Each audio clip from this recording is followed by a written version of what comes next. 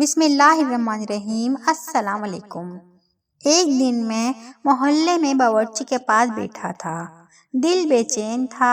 میں نے باورچی سے سوال کیا، یار میں نمازیں پڑھتا ہوں، روزے رکھتا ہوں، کوئی برا کام نہیں کرتا، پھر بھی تنگ دستی رہتی ہے، رب کے ہاں بات نہیں بنتی۔ باورچی کہنے لگا، باؤجی ذرا ہنڈیاں پکا لیں، پھر اس بات پر بات کرتے ہیں۔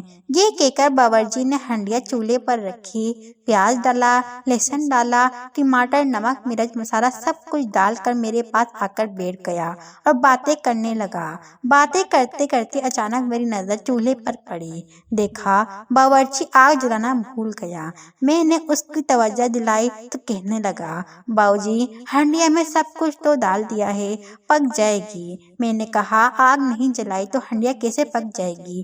جواب میں کہنے لگا، باؤجی جس طرح ہنڈیا میں سب کچھ موجود ہونے کے باوجود آگ لگائے بغیر ہنڈیا نہیں پک سکتی، بالکل اس طرح نماز، روزہ، زکوٰۃ، خیرات کرنے سے اس وقت تک کچھ حاصل نہیں ہوگا جب تک اپنے وجود کو تقویٰ اور پرہیزگاری کی آگ پر نہیں چڑھاؤ گے، اور یہ آگ آپ کی ضمیر اور کردار نے لگانی ہے۔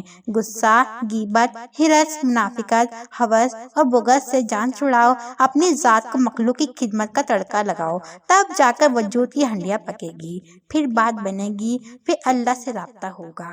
السلام علیکم۔